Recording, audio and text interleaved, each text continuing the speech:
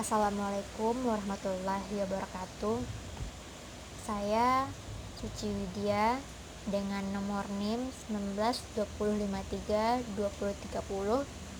akan mempresentasikan hasil paper saya, yaitu dari mata kuliah Seminar Akuntansi Keuangan. Judul paper saya kali ini yaitu judul paper saya kali ini berjudul Elapse in Corporate Governance dari studi kasus gagal bayar PT Jiwasraya. Baiklah, selanjutnya yaitu saya akan membahas mengenai agenda dari presentasi kali ini. Pertama yaitu membahas mengenai pendahuluan, yaitu berisi tentang latar belakang terkait materi presentasi. Yang kedua, metode analisis data, di mana yaitu cara pengumpulan informasi atau investigasi data yang didapatkan.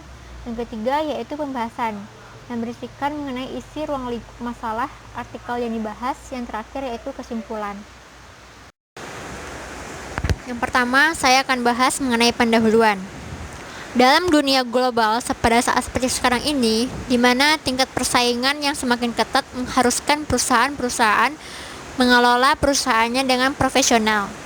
Banyaknya skandal yang telah terjadi di perusahaan menunjukkan bahwa perusahaan tidak dikelola dengan baik. Skandal tersebut banyak diabaikan atau banyak diakibatkan oleh tidak dipatuhinya atau tidak dilaksanakannya prinsip-prinsip corporate governance.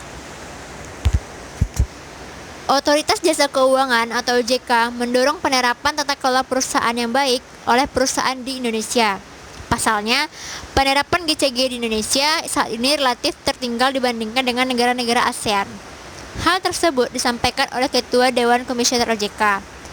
Ia mengungkapkan hanya 2 emiten dari Indonesia yang masuk ke dalam daftar 50 emiten yang terbaik dari praktik GCG di ASEAN dalam ajang penganugerahan ASEAN Corporate Governance Awards. Selanjutnya, akhir-akhir ini publik Indonesia dihebohkan dengan kasus gagal bayar oleh PT Asuransi Jiwasraya. Permasalahan yang terjadi pada PT Asuransi Jiwasraya ini dinilai karena buruknya penerapan tata kelola perusahaan. Menteri BUMN Erick Thohir menyebutkan bahwa manajemen PT Asuransi Jiwasraya telah mengabaikan prinsip tata kelola perusahaan yang baik. Manajemen Jiwasraya tidak menggunakan prinsip kehati-hatian dalam mengelola investasi. Penerapan tata kelola perusahaan kian menjadi faktor penentu yang strategis bagi perusahaan agar dapat dengan senantiasa meningkatkan nilai serta memelihara proses pertumbuhan yang berkelanjutan. Oleh karena itu, setiap perusahaan perlu terus meningkatkan kerja kerasnya agar dapat mengambil manfaat dari penerapan GCG tersebut. Berdasarkan kasus di atas, paper ini mengangkat pembahasan mengenai penerapan corporate governance di PT Asuransi Jiwasraya. Selanjutnya yaitu metode analisis data.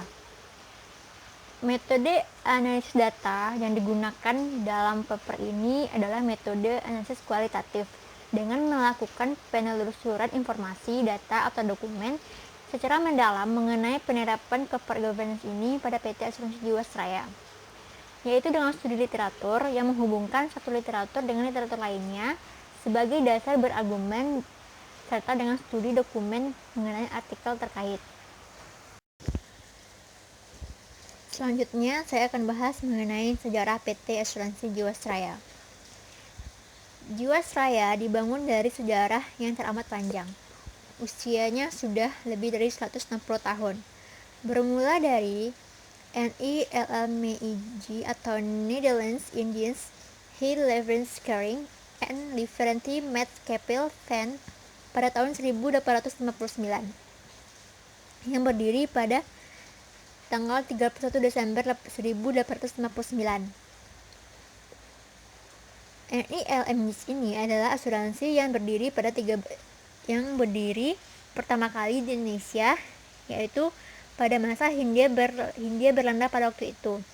Didirikan dengan akte notaris William Henry Harcourt nomor 185.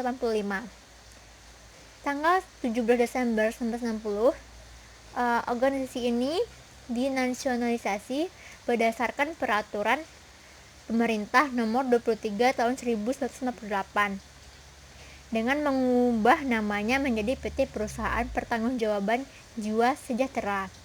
Setelah itu, beberapa kali PT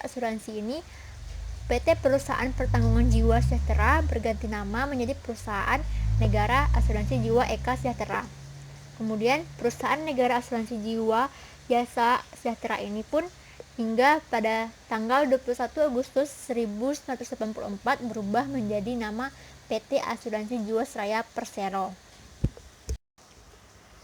Selanjutnya kita masuk ke kasus gagal bayar Jiwasraya. Industri keuangan nasional akhir-akhir ini dihebohkan dengan kasus gagal bayar perusahaan asuransi plat merah, yaitu PT Asuransi Jiwasraya, yang merupakan perusahaan asuransi BUMN yang besar di bidang asuransi di Indonesia. Kejaksaan Agung mengungkapkan potensi kerugian negara dari kasus PT ini, yaitu adanya dugaan korupsi dari PT Asuransi Jiwasraya bisa mencapai 17 triliun rupiah.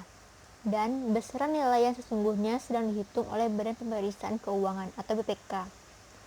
Nilai tersebut berasal dari penelaahan berkas selama 10 tahun dari tahun 2008 hingga 2018. Gagal bayar asuransi Jiwasraya ini sebenarnya terjadi pada salah satu produk unggulannya yang bernama GS Saving Plan. GS Saving Plan merupakan produk asuransi jiwa sekaligus investasi yang ditawarkan melalui perbankan atau B-Insurance. Berbeda dengan produk asuransi unit links yang berisiko investasinya ditanggung oleh pemegang polis.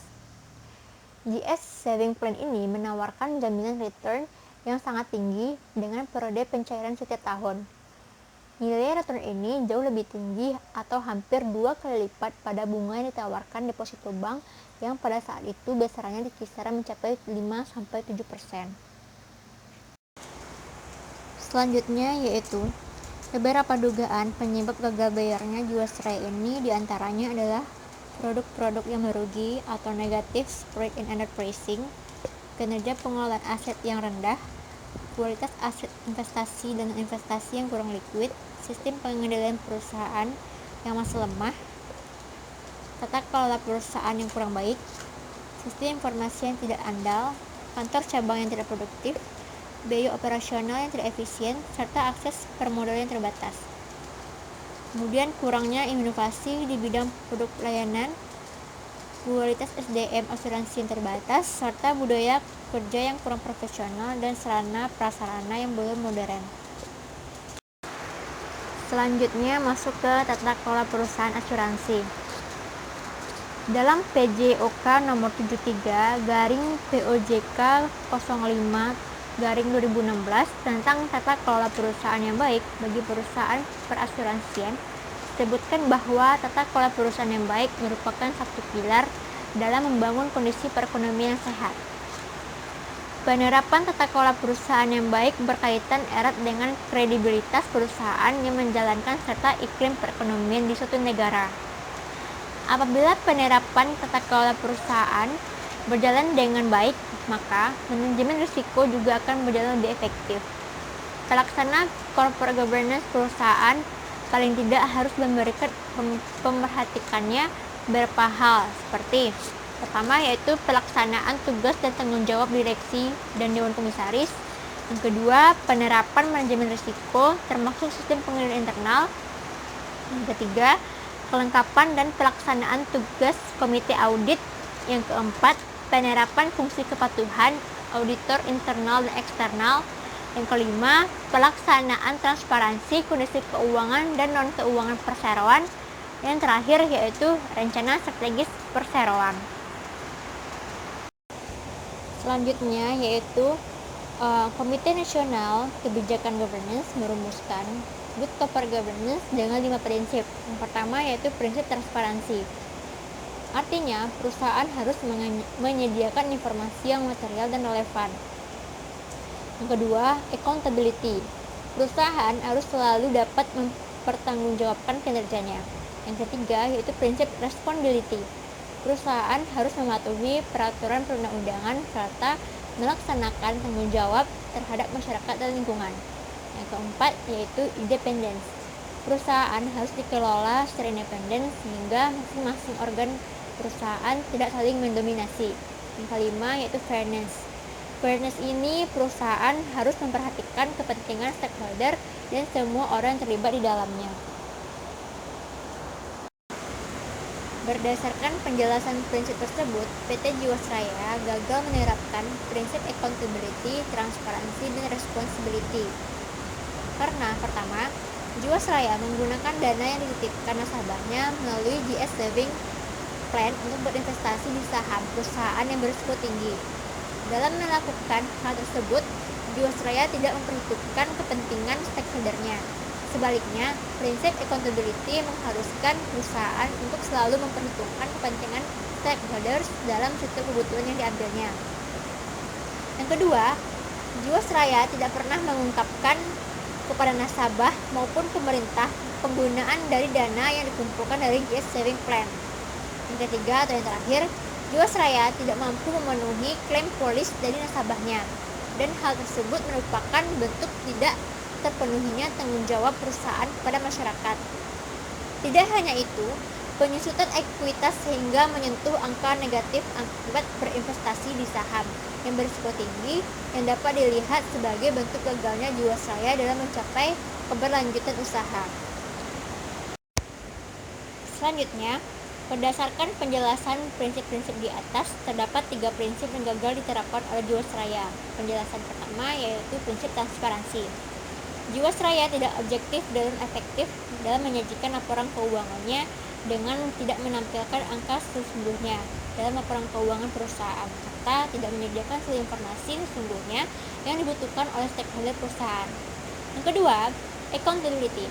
Jiwasraya menggunakan dana yang dititipkan nasabahnya melalui GS Saving Plan untuk berinvestasi saham di perusahaan yang berisiko tinggi. Yang ketiga yaitu responsibility. Jiwasraya tidak dapat memenuhi klaim polis GS Saving Plan serta diduga melakukan rekayasa harga dalam transaksi jual beli saham. Yang terakhir yaitu kesimpulan. Kesimpulan pada paper ini, pada kasus PT Jiwasraya ini dalam penerapan corporate governance, perusahaan yang tidak menerapkan tata kelola perusahaan yang baik dengan efektif bisa terancam mengalami kegagalan, seperti dalam kasus PT Jiwasraya ini. Karena tidak menerapkan prinsip GCG dengan baik dalam perusahaannya, maka hal ini menjadi pembelajaran bahwa perusahaan dapat jatuh akibat kurang efektifnya tata kelola perusahaan. Oleh karena itu, disimpulkan bahwa sangat penting bagi perusahaan untuk menerapkan tata kelola perusahaan dengan baik agar terpelihara keberlanjutan usaha mereka. Selain itu, penting juga sebagai akuntan bahwa prinsip GCG ini perlu ditaati dan dipegang teguh agar tidak terjadi lagi kasus seperti skandal Jiwasraya ini. Selanjutnya, saya mengucapkan terima kasih atas perhatian saudara-saudara yang telah menonton video presentasi dari paper saya. Jika ada kritik dan saran, bisa di posting atau di komen di bawah. Apabila ada kekurangan, saya mengucapkan mohon maaf dan saya akhiri dengan wabillahi taufiq wal hidayah. Wassalamualaikum warahmatullahi wabarakatuh.